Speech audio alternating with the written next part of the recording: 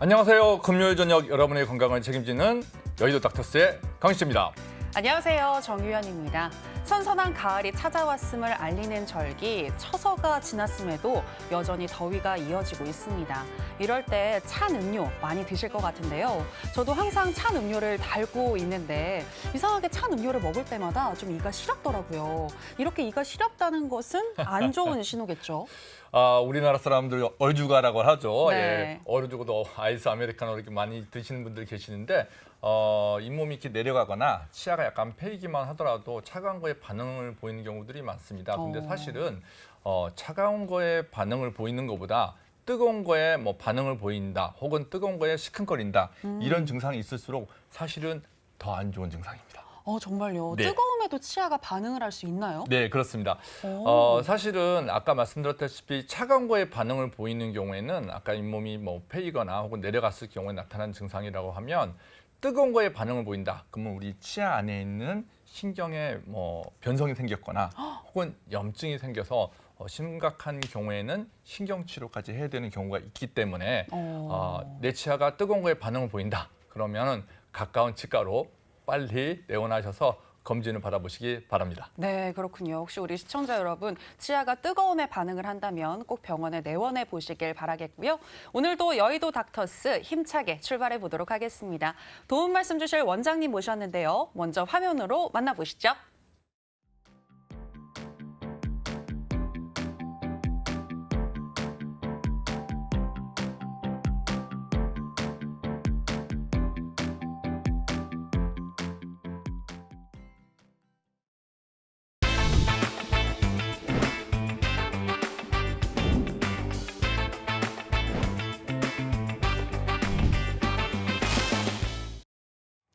네, 이영주 원장님 나오셨습니다. 어서 오세요. 네, 자, 반갑습니다. 안녕하십니까? 네.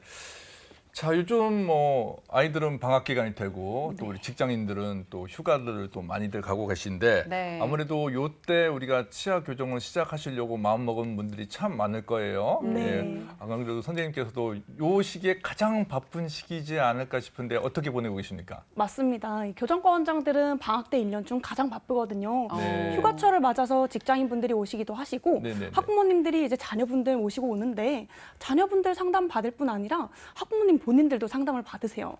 그러다 보니까 한 3배 정도 바쁜 느낌? 그런 아하, 느낌입니다. 그렇군요. 네. 이렇게 바쁜 와중에도 또 이 방송에 나와주셔서 다시 한번 감사드리겠고요. 말씀해주신 학부모님들 그리고 우리 학생들 아마도 이 교정 치료에 좀 관심이 있다면 이 질문 많이 할 것 같거든요. 교정을 언제 시작해야 하냐?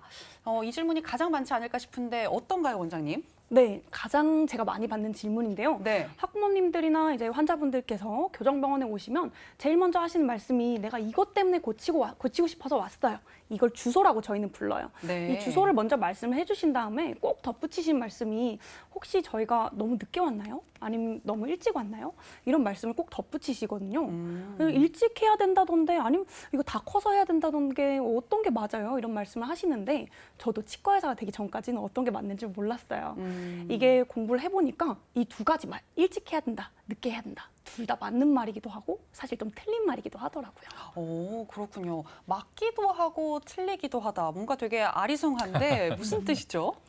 사실 교정치료라고 하면 이렇게 치아에 장치를 붙여서 하는 교정치료를 많이 생각을 하실 거예요. 근데 이런 교정치료는 다양한 교정치료 중에 일부고 네. 실제로는 장치도 굉장히 다양하고 치료 방법도 다양하게 있습니다. 오. 그래서 어릴 때 급히 해야 되는 종류의 치료는 빨리 해야 된다. 이가 말이 맞고요. 근데 이게 좀 느리게 최대한 미뤄서 해야 되는 교정치료는 다 커서 해야 된다. 이 말이 맞는 셈이죠. 그렇군요. 네. 그럼 방금 그 어릴 때 뭐 급히 이렇게 말씀을 하셨는데 이제 정확히 몇 살 정도, 뭐 몇 개월 이렇게 좀 구체적으로 말씀해 주실 수 있으신지요? 사실 몇 개월 이렇게 말씀을 드리기보다는 네. 사실 교정치료의 시기를 이해하시려면 이 필요한 치열의 발달 3단계를 먼저 알아봐야 되는데 네. 아이들이 유치가 먼저 나오죠. 전니. 이 20개로 이루어진 유치열기가 먼저 있고 그다음에 이게 하나하나 빠지면서 영구치가 나오는 혼합치열기. 그다음 영구치가 다 나오면 완성되는 영구치열기, 이렇게 3단계로 교정 치료를 기다리는 치열의 발달 단계가 이루어집니다. 이 중에서도 아무래도 영구치가 하나하나 나오는 단계인 혼합치열기 때 교정 치료의 필요성이 대두되고 있습니다.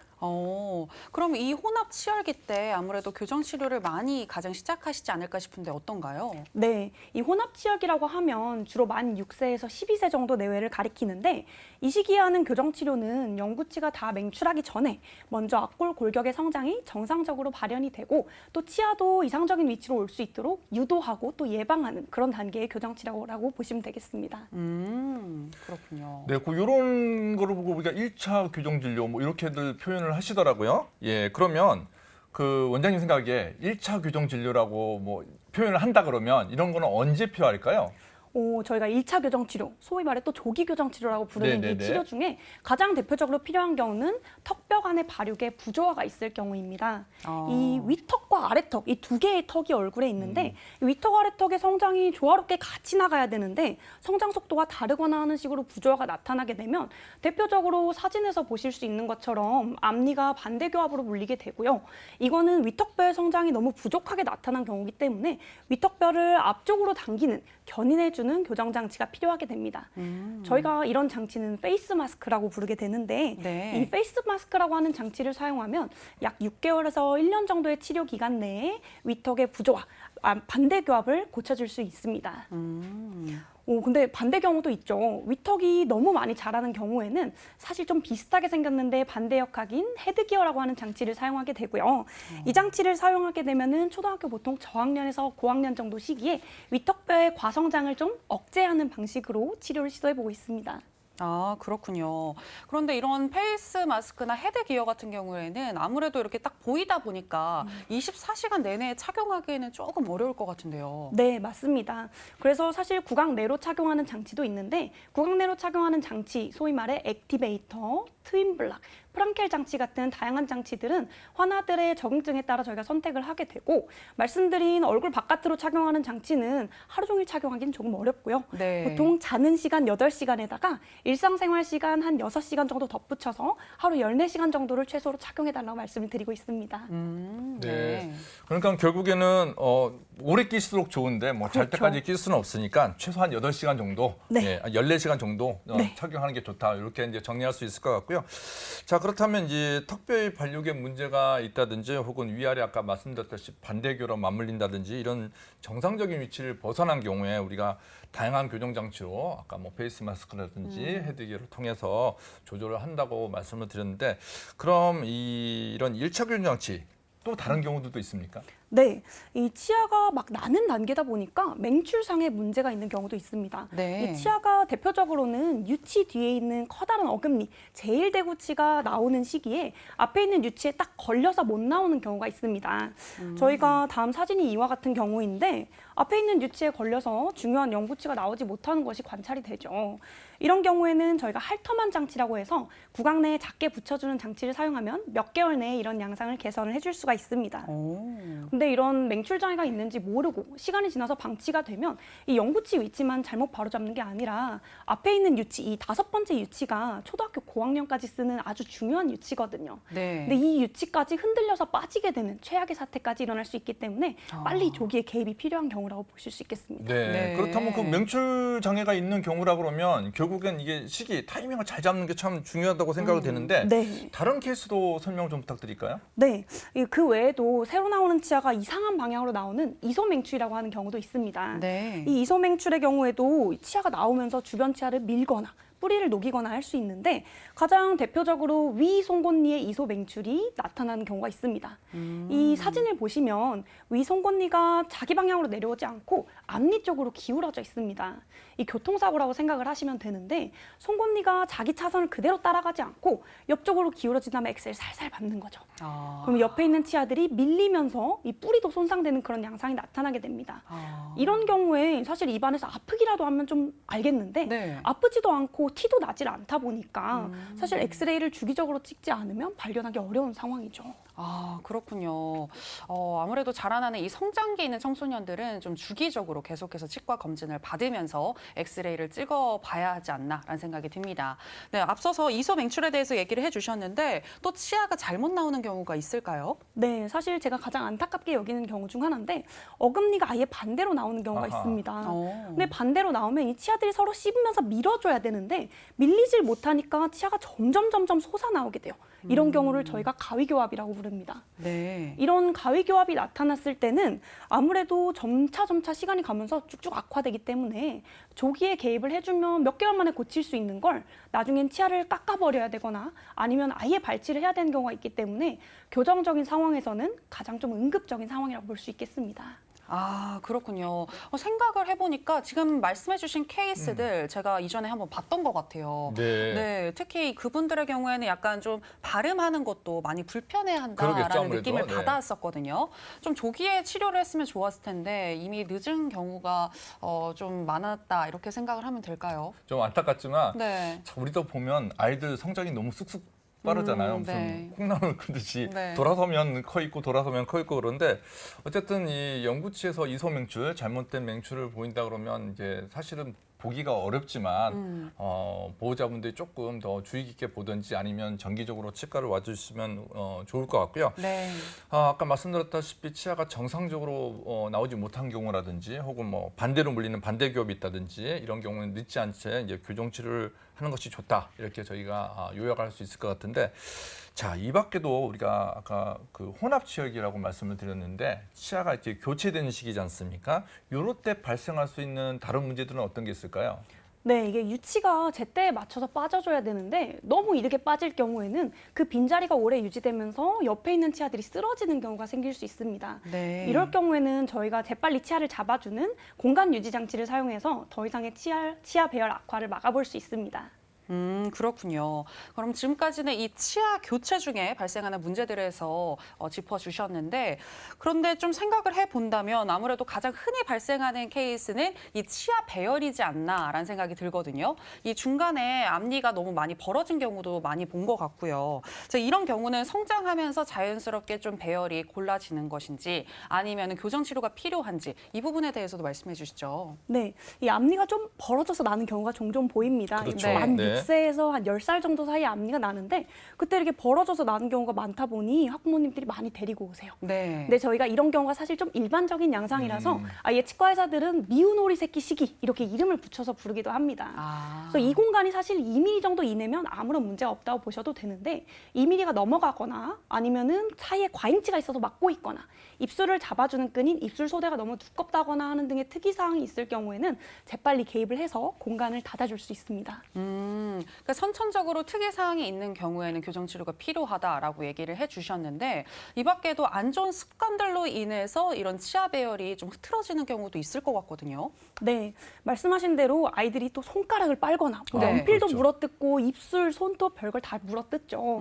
그리고 또 입을 계속 벌리고 숨을 쉰다던가 하면은 이게 구강 악습관에 의해서 부정교합이 유발될 수 있습니다.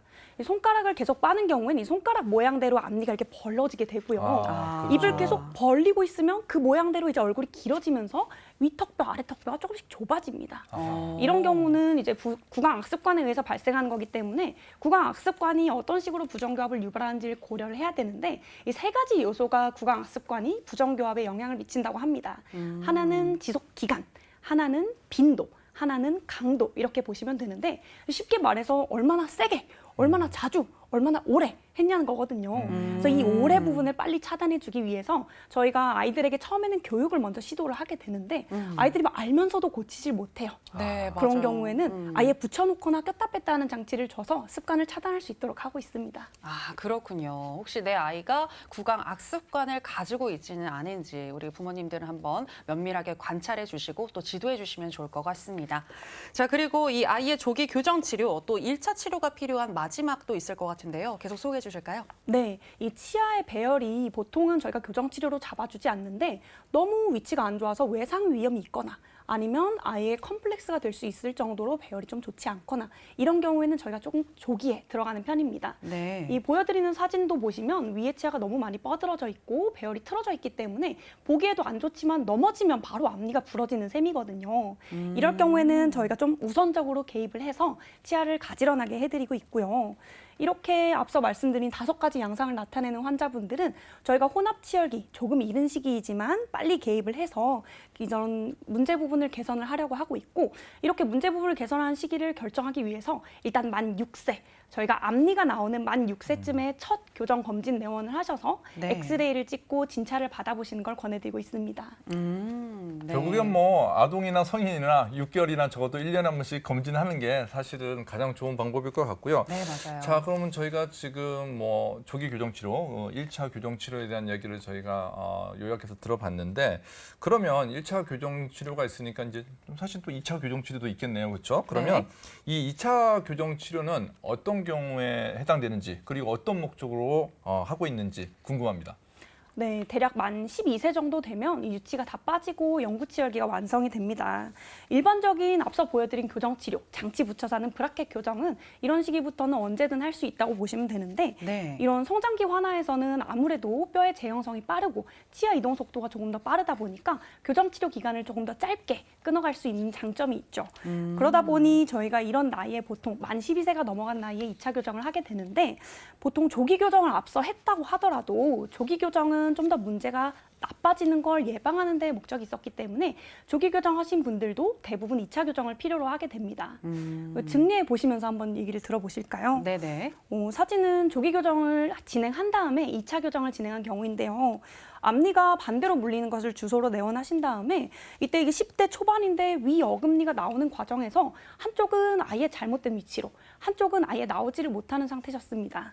그래서 저희가 꼈다 뺐다 하는 장치를 착용을 해서 전체적인 위턱 아래턱 간의 조화를 맞춰주고, 그 이후에 어느 정도 악궁 양상이 나아진 다음 배열을 시도하는 2차 교정 치료를 해서 성공적으로 좋은 배열을 얻은 경우라고 볼 수 있겠습니다. 그렇군요.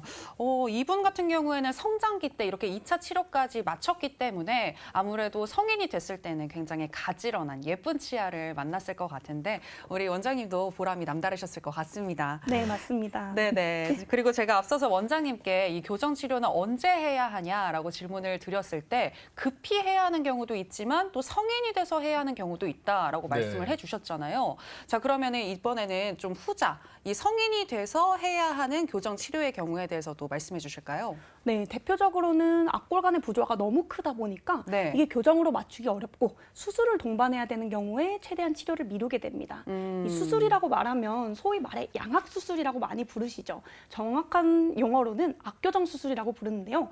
이 악교정 수술로 위턱과 아래턱의 위치를 맞춰줘야 할 경우, 이럴 경우에는 턱뼈의 성장이 다 마무리된 뒤여야 하기 때문에 턱뼈의 성장이 마무리된 성장기가 지난 성인기의 교정 치료를 진행을 하게 되고요. 그래도 여학생분들은 조금 더 성장이 빠르게 마무리가 되기 때문에 고등학교 3학년 겨울방학 수능이 지난 이후쯤에는 수술을 할 수 있도록 고등학교쯤에 교정 치료를 시작을 하고요. 남학생분들은 군대 가서도 큰다고 하는 것처럼 늦게까지 많이 자라기 때문에 아무래도 20대가 되고 나서 교정 치료를 하는 걸 권해드리고 있습니다. 그렇군요. 그렇다면 이 그 교정 진료를 우리가 아까 뭐 빨리 해야 되는 경우도 있고 늦게 해야 되는 경우도 있다고 그러셨는데, 교정 치료를 늦게 해야 유리한 경우, 우리 보통 뭐 진료라고 하면 무조건 빨리 이렇게 뭐 먼저 해야 된다 이렇게 얘기하는 경우들이 많은데, 늦게 해야 좋은 경우도 있습니까?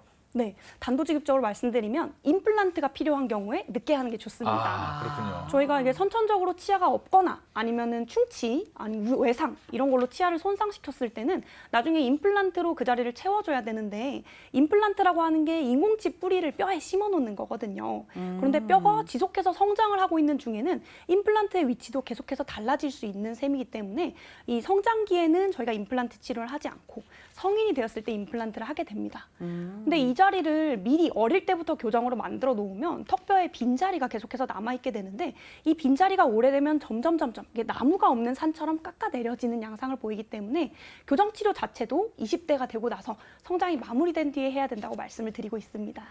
그러면은 임플란트 식립을 먼저 한 뒤에 그 이후에 교정 치료를 하는 거죠? 그렇진 않고요. 임플란트를 하려면 이 빈자리가 딱 마련이 되어 있어야 되는데 이 빈자리가 다 무너져 있기 때문에 저희가 이 빈자리를 먼저 만드는 교정 교정 치료를 진행을 하고 그 다음에 마무리 때 임플란트를 하고 있습니다. 아, 그렇군요. 네. 그런데 이 원장님께서 아까 아무래도 이 성장기 때 교정을 하게 되면 치료 속도도 빠르고 또 결과도 좋다라고 얘기를 하셨었는데 그럼 반대로 나이 들어서는 교정 치료가 조금 어렵다, 결과도 좀 안 좋을 수 있다 이렇게 이해도 될까요?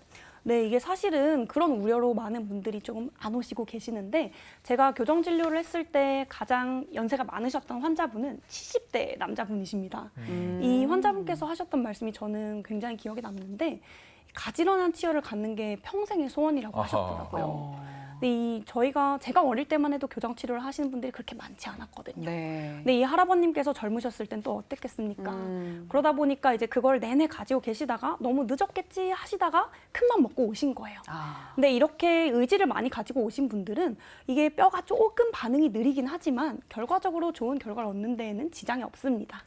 저희가 조금 시간을 많이 들여야 된다, 노력을 많이 기울인다 이런 거 빼고는 다른 점이 없다고 보셔도 될 것 같습니다. 그렇군요. 네, 그렇다면 아까 뭐 임플란트도 얘기도 중간에 잠깐 나와서 이제 또 우리 시청자분들이 또 헷갈릴 수 있을 텐데 그러면 임플란트하고 교정치료의 연관관계를 또 이제 궁금해하시는 분들이 계실 거거든요. 실제로 한번 케이스를 보면서 설명해 주셨으면 좋겠는데요. 아, 네. 그러면 임플란트와 교정을 같이 진행한 증례를 보실까요?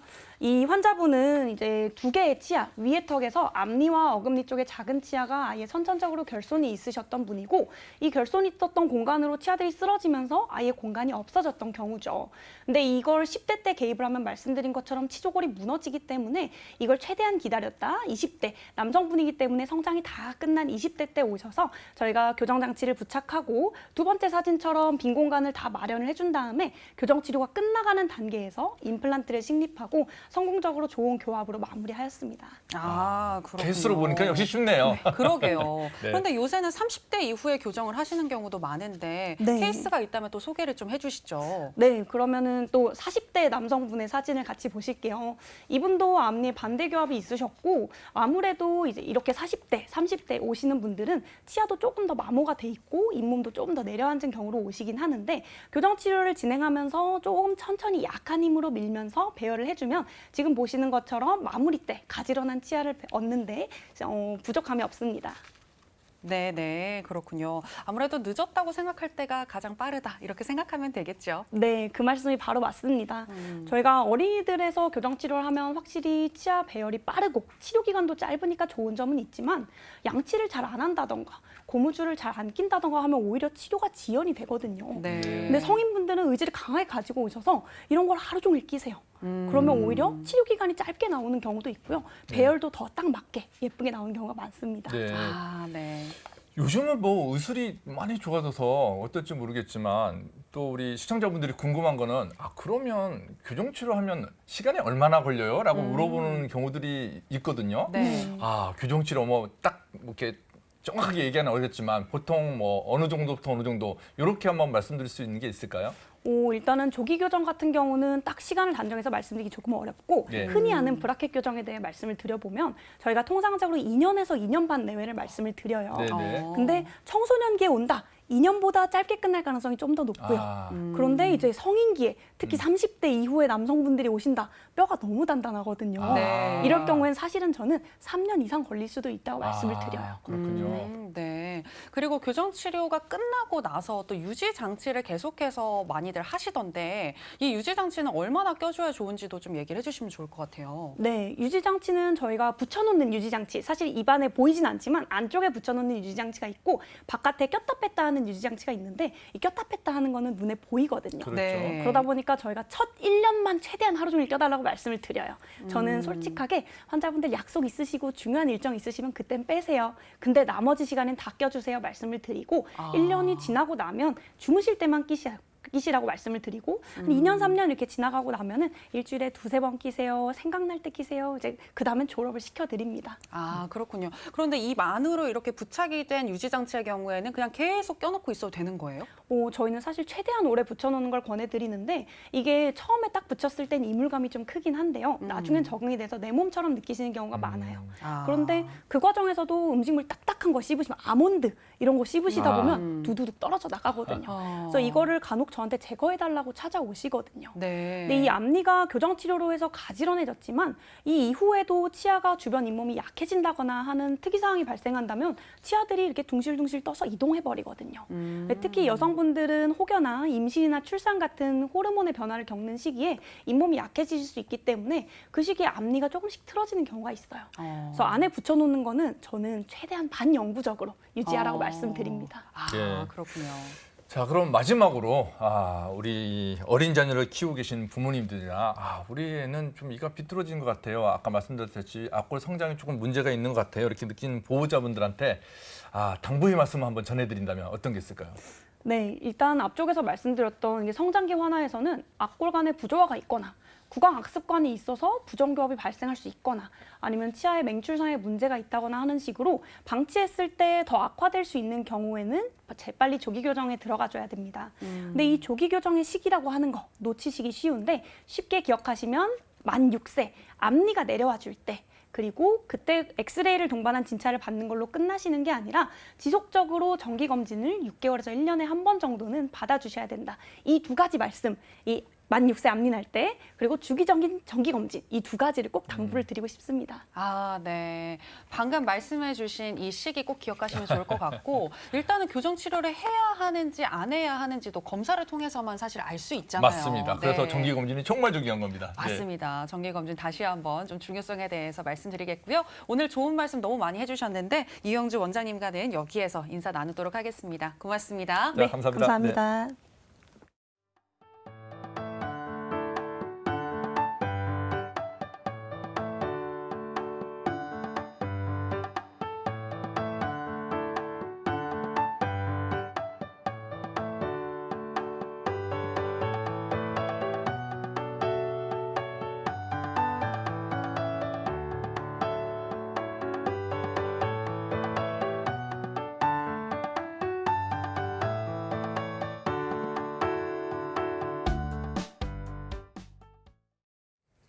네, 여러분은 금요일 저녁 여러분의 건강 지킴이 여의도 닥터스와 함께하고 계십니다. 이어서 임플란트에 대해서 도움 말씀 주실 원장님 모셨는데요. 먼저 화면으로 만나보시죠.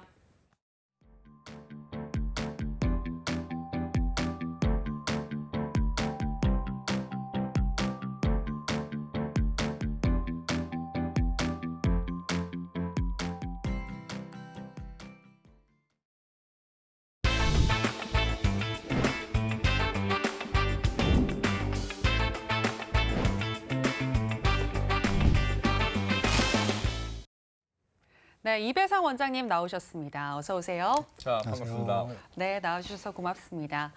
우리 시청자 여러분들은 흔히 축농증이라고 하는 부비동염에 대해서 잘 알고 계실 것 같은데요. 이 코와 밀접한 관련이 있기 때문에 아무래도 이비인후과를 많이 찾으실 것 같은데 그런데 이 원장님, 이 부비동염, 그러니까 축농증이 치아가 원인이 되어서 생길 수도 있다고 하더라고요. 맞나요? 네, 맞습니다. 부비동이란 이제 그 콧구멍과 연결돼요. 네. 그 머리뼈 안에 있는 공간을 말하고요. 그 부비동의 역할은 이제 머리 안에 있는 뇌를 외부의 충격으로 보호해주고 그 외부에서 이제 들어온 공기를 따뜻하게 해주고 공간으로 있기 때문에 이제 머리의 무게를 좀 가볍게 해준 역할을 합니다. 그 부비동의 종류에는 이제 상악동, 전두동, 그리고 사골동, 저평동이 있는데 그 상악동은 치과 질환과 아주 밀접한 관계를 가지고 있습니다.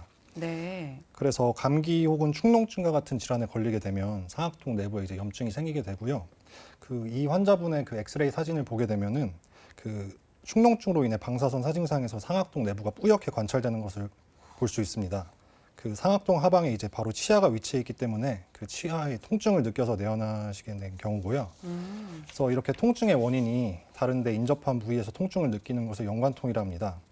그 구강 검진을 한 결과 치아에는 이상이 없는 상태였고요. 그 치과적인 원인으로 상악동에 염증이 생긴 것이 아니기 때문에 이런 경우는 이비인후과나 내과 쪽으로 전원하여 치료를 진행하게 됩니다. 아, 그렇군요. 네, 이게 보시면 우리가 뭐 코가 막힌다, 뭐 아니면 코에서 뭐 냄새가 올라온다, 뭐 이런 얘기들을 많이 하시는 분들이 계시거든요. 가끔씩 뭐 머리가 지끈지끈 아프다 이렇게 네. 표현하시는 분들 계시는데, 자 이게 우리가 얼굴뼈에 이게 코 옆에 요 옆부위 이제 큰 공기 주머니가 있는데 거기를 저희가 상악동이라고 부르는데 이게 어떻게 보면 이비인후과 선생님도 보시지만 저희 치과 원장님도 보는 경우들이 종종 있거든요. 예, 왜냐하면 이게 치아 통증하고 같이 나타나면 그 상악동이라고 불리는 그 경계선에가 그 그 치아의 뿌리하고 다 있는 경우도 있습니다. 아, 네. 그렇군요. 그런 경우에 염증이 생기면 또 이게 치과 영역이 될 수도 있거든요. 네. 자, 그렇다면 이제 시청자분들은 이게 이비인후과 원인이야, 치과 원인이야 이렇게 좀 혼동되는 경우도 있을 것 같아요. 자, 그렇다면 치아 문제로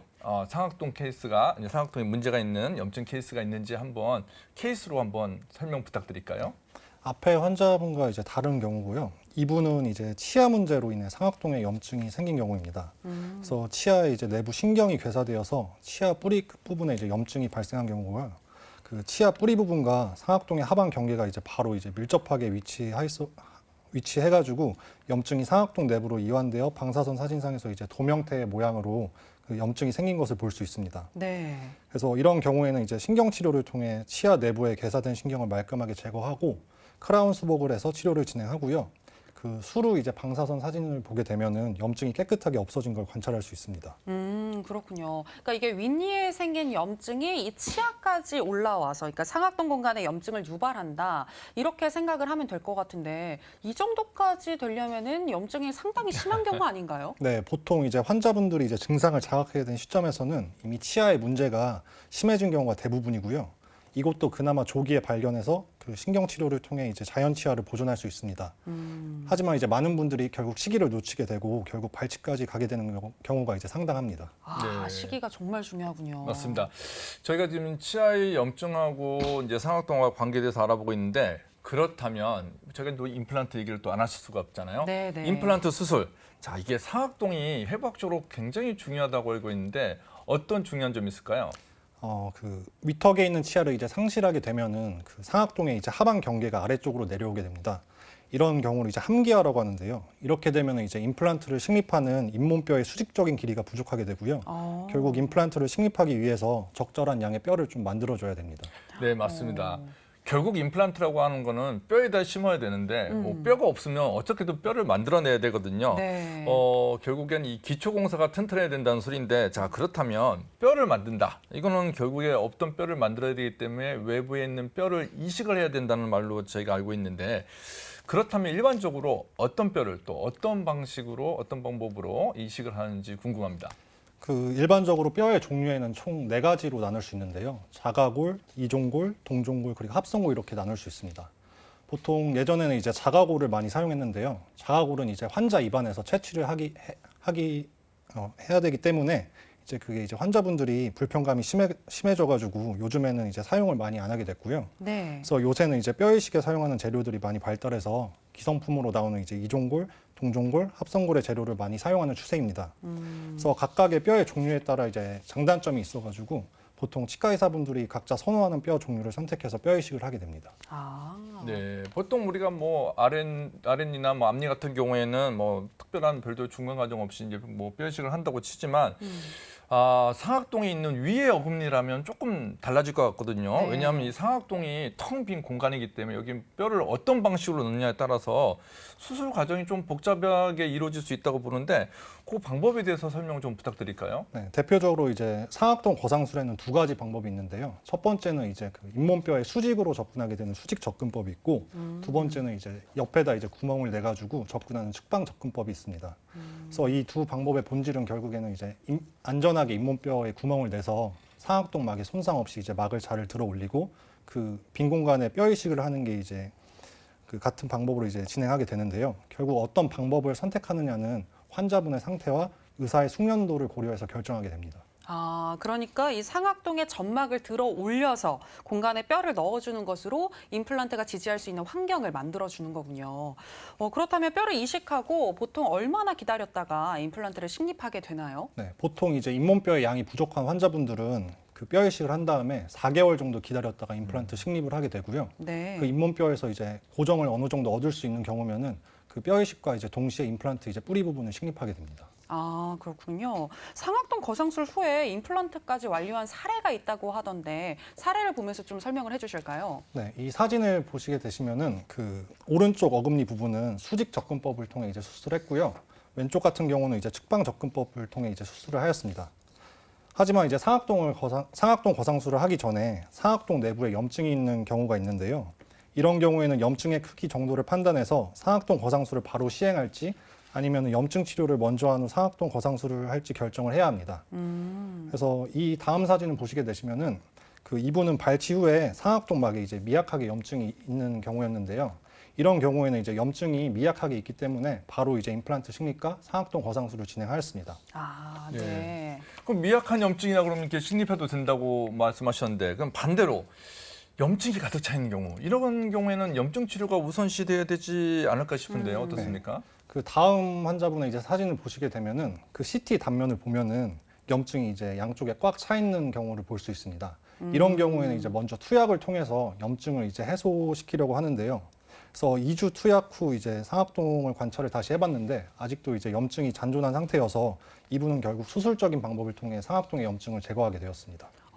수술적인 방법이라고 하신다면 이렇게 염증을 긁어내는 방법인가요? 네, 염증을 긁기도 하고 네. 그 아까 측방접근법에 있는 것처럼 그 옆에 구멍을 내 가지고 그 치과에서 사용하는 석션을 통해 염증을 이제 흡인을 하는 거죠. 아, 빨아내기도 네. 하고. 아, 그렇군요. 어쨌든 이게 상악동 거상술이라는 게 절개가 들어가다 보니까 뭐 여러 가지 주의사항들이 좀 있을 것 같거든요.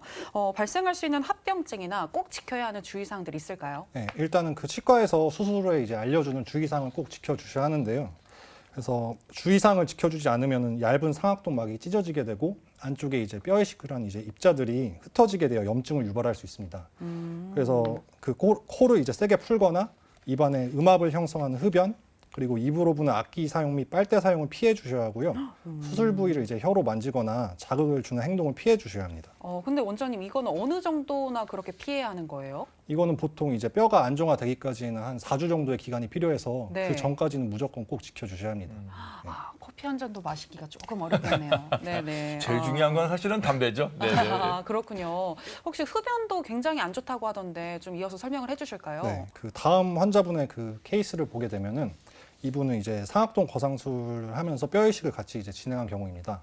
하지만 이제 환자분이 흡연을 이제 계속 하셔가지고 4주 정도 후에 이제 CT를 찍어봤는데요. 그 회색 모양으로 이제 염증이 발생한 것을 볼 수 있습니다. 다행히 이제 상악동막이 심하게 찢어진 경우는 아니어가지고 네. 투약을 통해 이제 염증을 해결하게 되었습니다. 이 흡연이 사실은 상당히 문제긴 해요. 왜냐하면 이제 나가면서 수술 끝나고 나가면서 사실은 바로 피는 분도 계실 만큼 예 네. 그리고는 이제 안 폈다 딱 잡아떼는 분도 계시는데 특히 말씀하셨다시피 저는 뭐라고 얘기했냐면 뼈 이식을 하면 거기다가 이제 단백질 통과랑 똑같거든요. 이게 본인 뼈가 돼야 되는데 결국 염증을 야기시키기 때문에 흡연 정말 조심하셔야 될 것 같고 네. 이런 상악동 거상술 이런 것들 이제 합병증이라든지 이런 것도 좀 걱정되지만 환자분들이 또 가장 걱정하는 게 이 뭐 신경마비 이렇게 표현들을 많이 하거든요. 네. 입술이나 얼굴 뭐 일정 부분이 좀 무감각해지거나 감각마비가 있다 이렇게 표현하시는 분들이 계신데 자 이런 분들은 어떤 건가요? 보통 환자분들이 이제 말씀하시는 그 신경 손상은 아래턱에 해당하는 경우고요. 보통 아래턱에 이제 그 하치조 신경이랑 이신경이 지나가서 그거를 이제 침범하게 되면 이제 신경 손상이 일어나는 경우고요. 그 상악동은 이제 위턱에 위치한 경우이기 때문에 신경 손상에 대해서는 걱정 안 하셔도 됩니다. 오히려 그 다수 치아들이 이제 상실되었을 때 광범위하게 이제 상악동 거상술과 뼈 이식을 같이 하게 되면은 네. 그 눈 밑까지 좀 멍이 드는 경우들이 좀 있어요. 그래서 환자분들은 이제 멍을 보고 이거 수술 잘못된 거 아니냐 이렇게 말씀을 하시는데 멍이 드는 거는 이제 피부가 얇으신 분들이나 이런 환자분들은 이제 자연스러운 경우여가지고 네. 시간이 지나면 이제 자연스럽게 소실돼서 크게 걱정 안 하셔도 되는 부분입니다. 네, 감각신경 손상에 대한 걱정 안 하셔도 된다라고 얘기를 해주셨는데, 근데 저같이 이렇게 좀 카메라를 비추는 직업 같은 경우에는 혹시라도 만약에 했을 때 웃어지지 않으면 어떡하지? 이런 걱정도 하게 될 것 같거든요. 네. 웃는-거나 이런 것들은 괜찮나요? 표정 짓기에?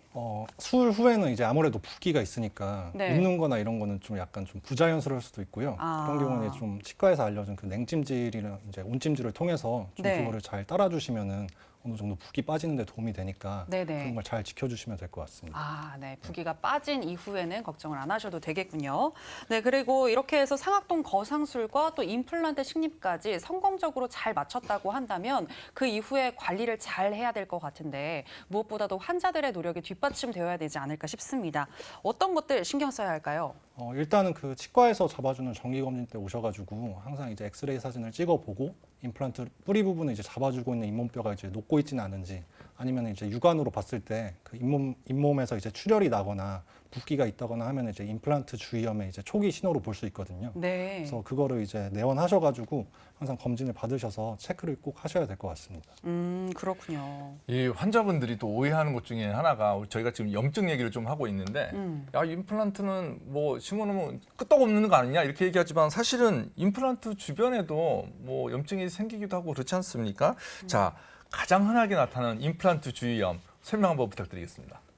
임플란트 주위염은 이제 그 잇몸 주변에 임플란트 주변 잇몸에 이제 염증이 생긴 것처럼 붓고 피가 나고 이제 그런 경우인데요. 심하면은 이제 아까 말씀드린 것처럼 그 잇몸뼈에 파괴까지 일어나는 광범위한 증상을 이제 임플란트 주위염이라고 합니다.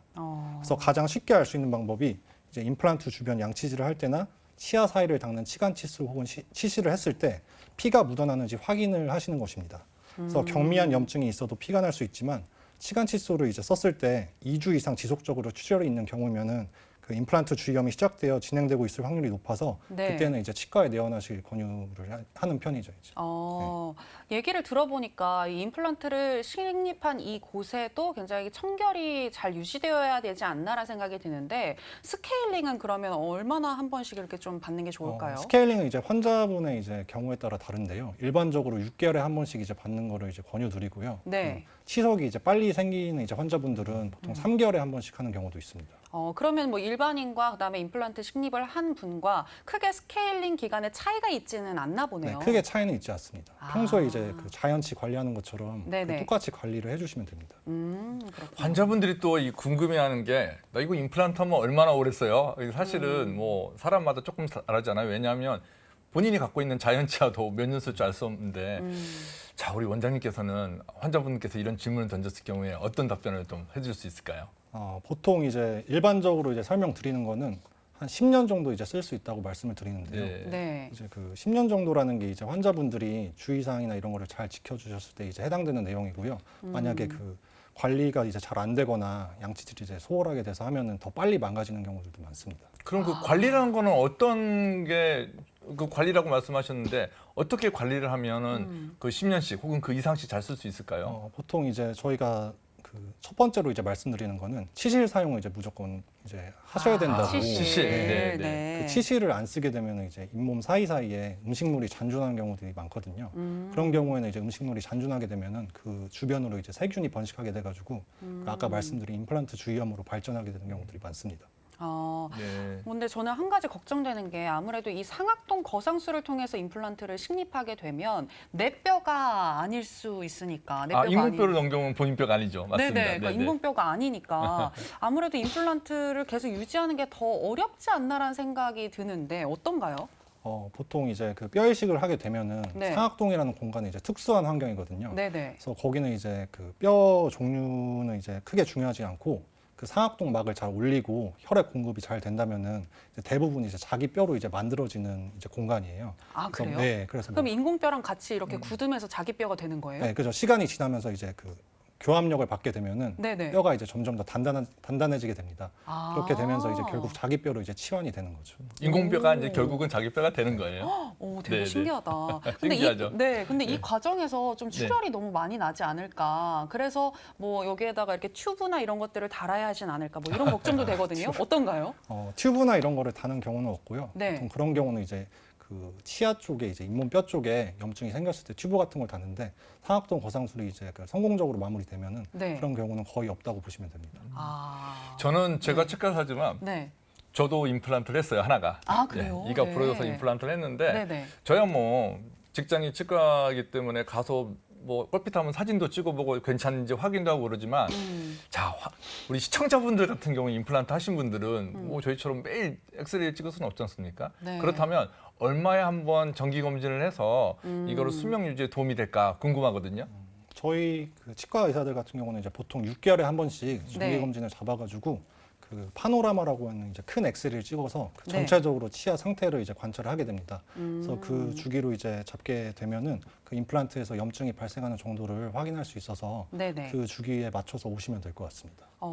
지금 파노라마 이야기하셔서 궁금해졌는데 왜 이 엑스레이 찍는 것도 좀 방법이 여러 가지인 것 같더라고요. 이렇게 치아만 여기에다가 뭔가 이렇게 예, 대가지고 맞습니다. 네. 찍듯이 이렇게 확인하는 경우도 있고 파노라마 이렇게 전반적으로 나오는 360도가 거죠, 다 이렇게 그렇죠? 돌아가면서 찍히는 경우도 있는 것 같은데 CT도 있습니다. 아, CT도 또 있나요? 네, 네, 맞습니다. 네, 각각 어떤 차이가 있고 상악동 거성술을 해야 하는 경우는 어떤 엑스레이를 통해서 알아낼 수가 있는 거예요?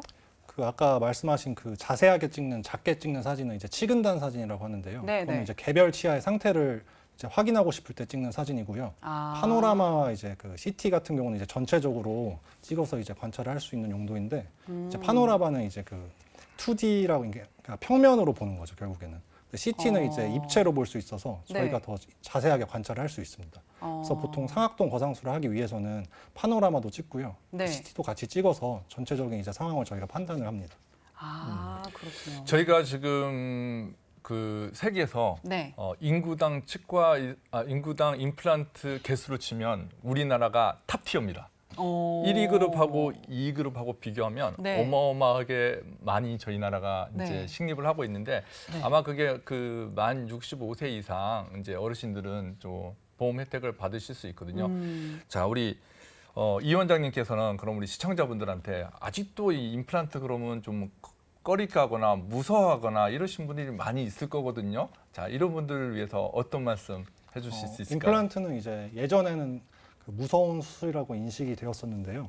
요새는 이제 그 도구의 발달과 기술의 발달로 인해서 간단하게 시술을 받는 경우들이 되게 많습니다. 그래서 환자분들이 그 두려움을 가질 필요는 없고요.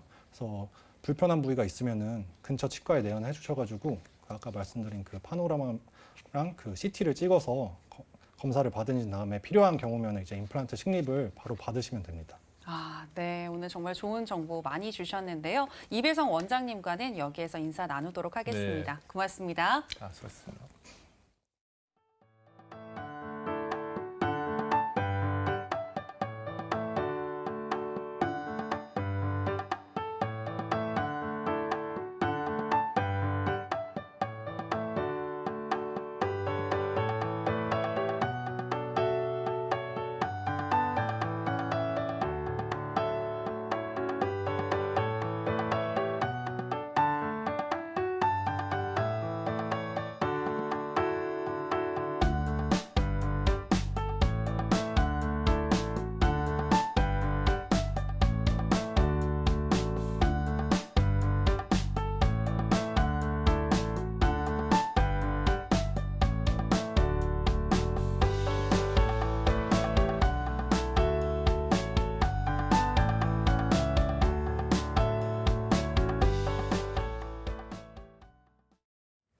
여의도 닥터스 저희가 준비한 소식은 여기까지입니다. 저희는 다음 이 시간 또 알찬 건강 정보로 다시 돌아오도록 하겠습니다. 네, 함께해 주신 여러분 감사합니다.